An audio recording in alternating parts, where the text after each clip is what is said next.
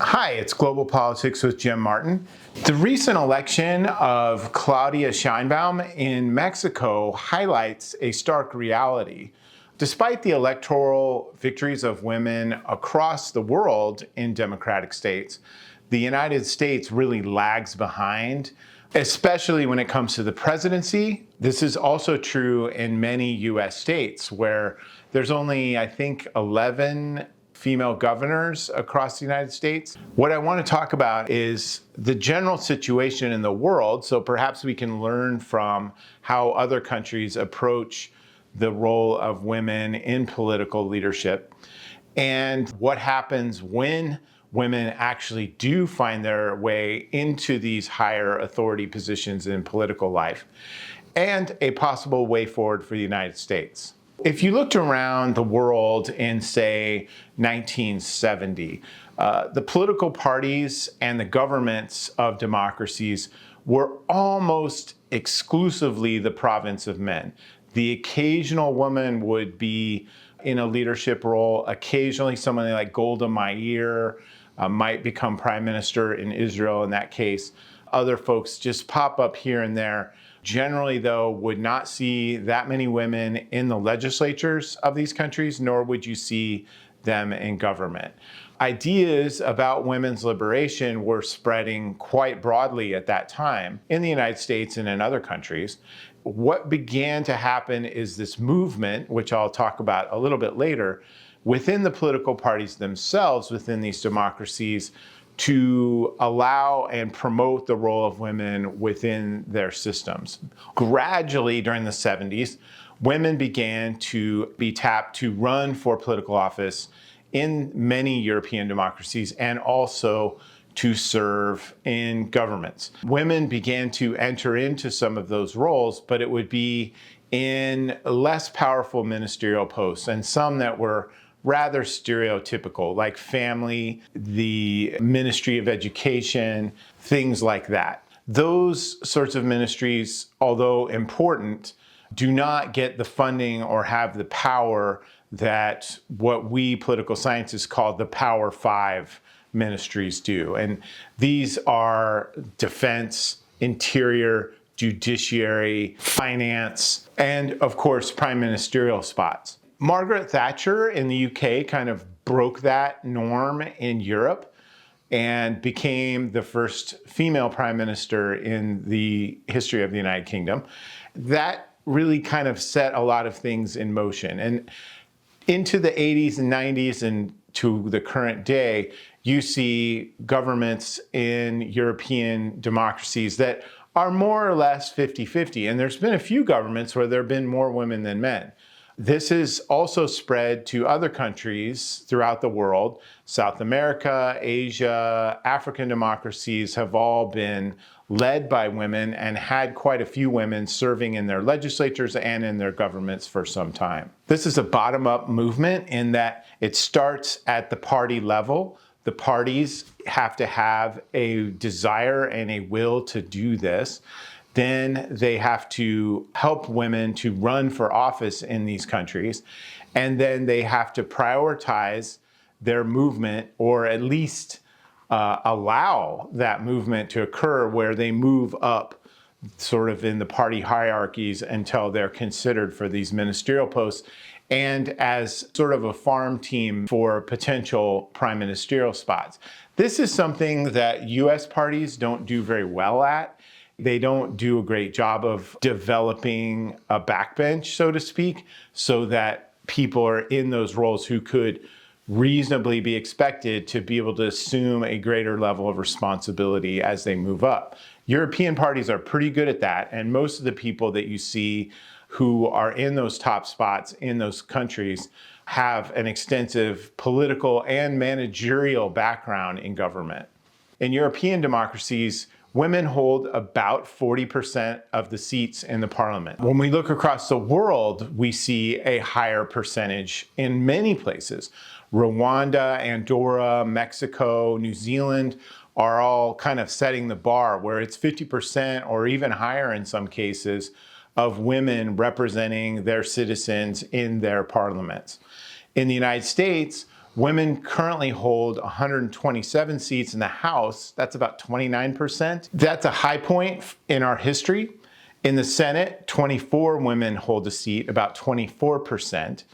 13 women are governors of US states, which is, again, an all-time high. However, when we look around the world, we are lagging behind quite a bit. When we talk about governments, the Biden administration's cabinet, to this point, had 11 women in the cabinet. The most powerful, by far, was Janet Yellen holding the Secretary of the Treasury. That's about 44% of those 25 cabinet positions. Again, all-time high. 4 women have been floated for potential cabinet roles by the new Trump administration. Only one figures to possibly be in a powerful role, Pam Bondi as Attorney General. So to sum that up, the United States lags behind virtually every other industrialized democratic state in the world when it comes to women representing citizens, both in the legislatures themselves or parliaments, within the government cabinets, and in terms of the ultimate leadership role. Obviously, the United States has never had a woman be president. However, in many, many countries around the world, a lot of quite famous now women have served as prime ministers. We all remember Angela Merkel, who was Chancellor of Germany for a couple of decades. Netumbo Nandi-Ndaitwah, who goes by NNN, is the president of Namibia. South Korea had a president in the mid-2000 teens, President Park, quite an influential president. More recently, Giorgia Meloni is the Prime Minister of Italy. These women represent a variety of political leanings, left, right, center, all over the place. So this isn't solely a leftist issue or a right issue. It's an issue about maximizing the talent of your people. These countries have done that. What happens when women are serving in high office, within cabinets, within presidencies or prime ministerial spots? A lot of good things, and virtually no bad ones. Governments, as you may know, in parliamentary democracies, governments are subject to no confidence votes. And this happens, and early elections could be called or forced by their legislatures. And so prime ministers can lose their job, and so can everybody in their cabinet. Governments that feature women in those Power 5 roles tend to last longer by some months than governments that do not. Governments that feature women only in those sort of secondary cabinet positions or none at all tend to last quite a bit shorter periods of time than those that do feature women in those roles. They're more successful when there are new elections called. Such governments tend to propose more legislation and to successfully get that legislation passed. If you can't get your legislation passed, it's really difficult to affect meaningful change that you can show to your voters. These governments tend to be more popular with their citizens, which is unsurprising because a government that is representative of its people, and you can see that, makes an impression. Within the governments themselves that feature more women, you tend to see a better, more deliberative process when dealing with crises. Political crises and scandals hit governments all the time. We know this. What these governments tend to do in those crises, they tend to feature a deliberative discussion process about these crises, scandals, issues of the day that is more comprehensive than when men dominate the discussion. There is something called sort of a freeloading effect.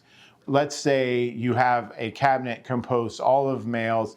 The most powerful folks in the room are, of course, the prime minister and the guys who run those top 5 ministries. Often what happens is all the other men just kind of go along with whatever those guys want. And that doesn't happen when you have women in the cabinets. There tends to be a lot more discussion and deliberation about what to do, and a more thorough understanding is reached. In many cases, in those male-dominated cabinets, folks will report not really knowing what it was that they supported in a cabinet meeting. They just go along with the flow more when males are exclusively holding those positions. We've seen here that a lot of countries around the world are doing a better job than the United States is with the representation of women at the state, national, and of course in our presidency. They've been at this for quite some time of building these farm teams and recruiting women to run for roles and to move up in their party hierarchies so that they have these kind of succession plans, which is something somebody mentioned to me recently, like, why don't the US parties have succession plans about how to build talent within them and move them up? And I'm like, honestly, that is shocking to me, and I have never even considered it. And so I thought it was a fascinating idea. To that point, European parties do that.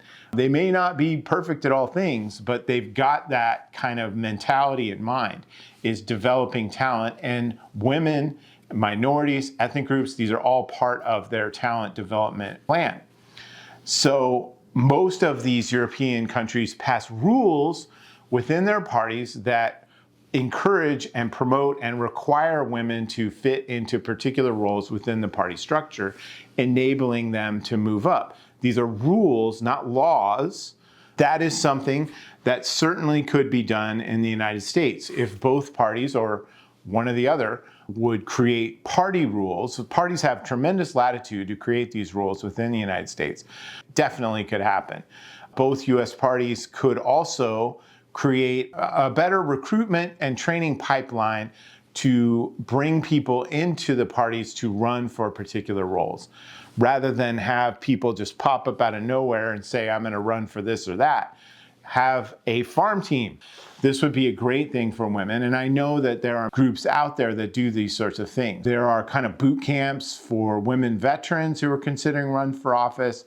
There's other sorts of organizations like that that are sponsored by the parties, but clearly they're not doing enough. So clearly there's more that could be done within the US party system to encourage women to run, to get them the training they need to run effectively, and to support them as they move into active participation within the political party system, and hopefully to move up to these senior roles. The cost of not doing it is that you're missing out on talent. And I think this is something that is a real problem in the United States, where we ignore large sectors of our population that have talent to do a whole range of things, but are never given the opportunity to do so. So if we can get over that and model that through our political parties, I think that would be an incredibly positive development. I hope you enjoyed this. It's something that I've studied quite extensively, and I'm passionate about it. And I think that it's definitely something that could help a lot of folks and help our political systems to be a little bit more stable. If you like this kind of content, please like and subscribe. I really would encourage you to subscribe to the channel because I put out new content a couple times a week. If you're subscribed, you get notified right away.